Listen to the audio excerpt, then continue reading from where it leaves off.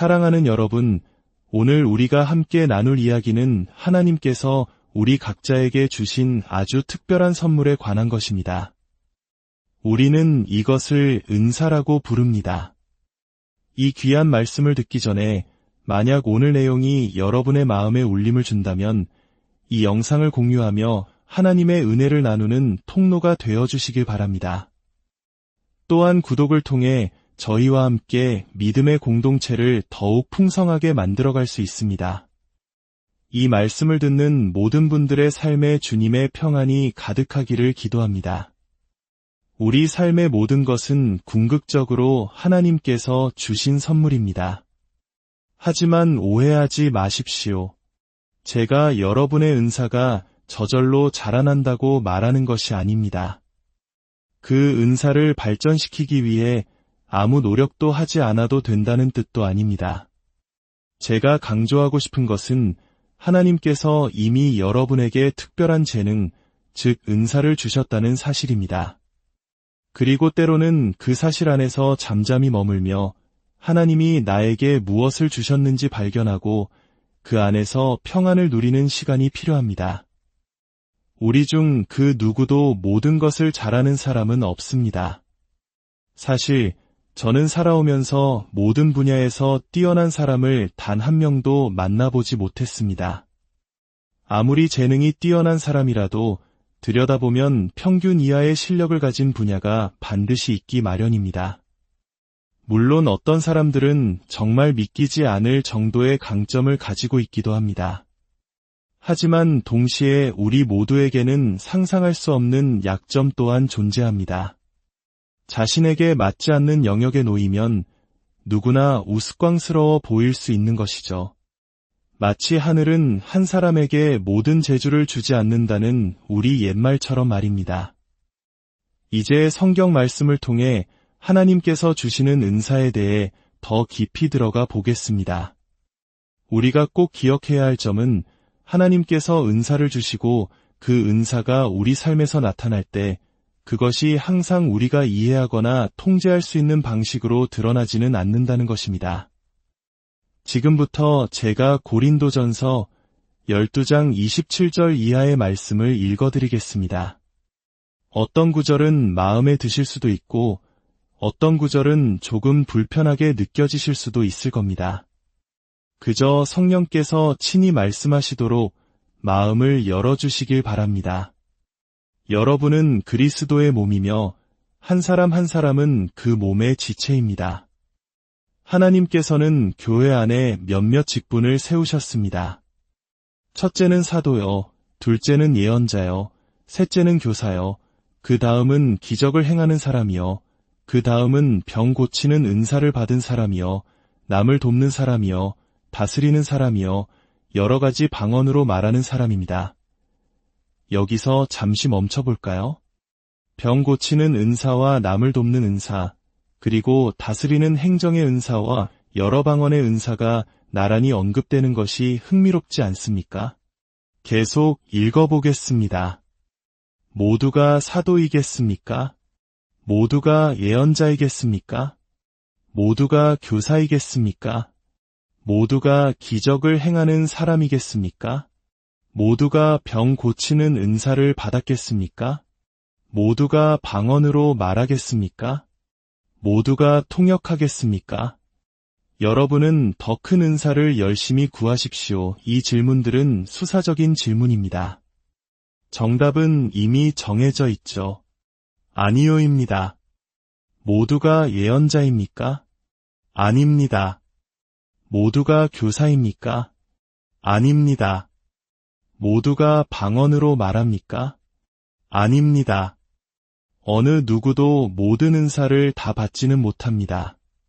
오늘 제가 여러분과 나누고 싶은 핵심 중 하나는 바로 이 은사에 대한 우리의 시각을 평평하게 만드는 것입니다. 왜냐하면 많은 사람들이 성령의 은사에 대해 이야기할 때 유독 눈에 띄는 몇 가지 표적 은사, 즉 방언, 예언, 기적과 같은 것들만 언급하는 경향이 있기 때문입니다. 물론 그 은사들도 귀하지만 성경 전체의 가르침에 비추어 보면 그것이 전부는 아닙니다. 저는 성경에 기록된 모든 은사가 오늘날에도 여전히 유효하다고 믿습니다. 방언의 은사도, 예언의 은사도 믿습니다. 이 말을 듣고 어떤 분들은 마음이 불편하고 두려우실지도 모릅니다. 어쩌면 그분들에게 삼위일체란 성부, 성자, 그리고 성경책일지도 모르겠습니다. 하지만 여기에 문제가 있습니다. 성경을 사랑한다고 말하면서 성경이 가르치는 바에 대해서는 거부할 수는 없습니다. 나는 성경만 있으면 돼, 그런 신비한 것들은 필요 없어 라고 말할 수 없습니다. 바로 그 성경이 우리에게 그런 것들이 필요하다고 말씀하고 있기 때문입니다.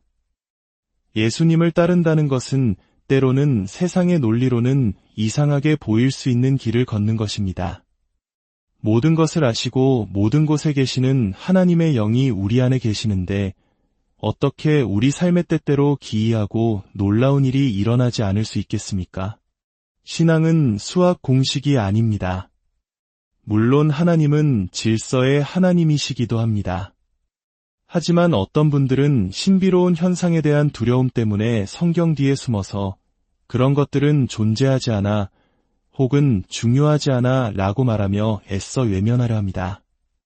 성경은 분명히 그 은사들이 존재한다고 말하는데도 말입니다. 이제 반대편에 계신 분들께도 말씀드리고 싶습니다. 신비로운 은사에 대해 아무런 거부감이 없고 오히려 표적과 기사를 신앙의 전부인 것처럼 여기는 분들 말입니다. 여러분은 어떤 교회가 영적으로 성숙한지 혹은 하나님과 얼마나 가까운지를 판단하는 기준으로 얼마나 신비한 예언이 나오는가, 얼마나 놀라운 기적이 일어나는가를 삼을지도 모릅니다. 하지만 그런 여러분 역시 성경만 읽고 순종하지 않는 사람만큼이나 어리석을 수 있습니다. 혹시 예수님께서 나귀를 타고 예루살렘에 입성하셨을 때 사람들이 종려나무 가지를 흔들며 호산나, 우리 왕이여 라고 외치다가 며칠 뒤에는 그를 십자가에 못 박으시오 라고 소리쳤는지 궁금해하신 적 있습니까? 성경을 자세히 읽어보면 그들은 예수님이 행하신 기적 때문에 그분을 찬양했지 그분의 인격과 존재 자체를 사랑한 것이 아니었습니다. 그들은 예수님 자체를 원한 것이 아니라 예수님이 해줄 수 있는 것만을 원했던 것입니다. 오늘날 은사주의 운동의 가장 큰 문제점 중 하나는 종종 그 중심에 예수님이 계시지 않는다는 것입니다. 모든 관심이 다음 계시, 다음 표적에만 쏠려 있습니다. 이 두 극단, 즉 은사를 완전히 부정하는 쪽과 은사만 맹목적으로 추구하는 쪽 모두는 결국 교만이라는 똑같은 함정에 빠지게 됩니다. 성경 지식은 많지만 미성숙하고 교만한 사람이 있고 주님의 음성을 듣는 데는 탁월하지만 참을 수 없을 만큼 교만한 사람도 있습니다. 양쪽 모두에게는 겸손의 자세가 반드시 필요합니다. 만약 누군가 저에게 와서 하나님께서 당신에게 전하라고 하셨습니다. 라고 단정적으로 말한다면 저는 즉시 마음의 문을 닫으려 할 것입니다. 하지만 누군가 겸손하게 다가와 주님께서 제 마음에 어떤 생각을 주신 것 같은데 이것을 형제님과 나누고 싶습니다. 함께 기도하며 이것이 맞는지 분별해 주시겠어요? 라고 말한다면 그것은 전혀 다른 이야기입니다. 전자는 하나님의 권위를 빌린 교만이지만 후자는 공동체 안에서 함께 분별하고자 하는 겸손의 태도이기 때문입니다. 이것이 가장 중요한 원칙입니다. 모든 표적 은사는 하나님의 말씀인 성경의 권위 아래의 기쁨으로 복종해야 합니다. 결코 성경의 가르침에 반하는 예언이나 계시는 있을 수 없습니다.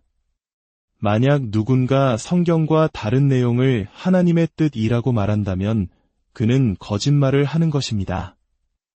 우리는 성경의 예언과 지식의 말씀과 방언이 그치는 날이 올 것이라고 기록된 것을 압니다. 언제 그칠까요? 온전한 것이 올 때입니다. 어떤 이들은 온전한 것이 신약 성경의 완성을 의미한다고 주장하며 따라서 모든 표적 은사는 초대교회 이후로 중단되었다고 말합니다.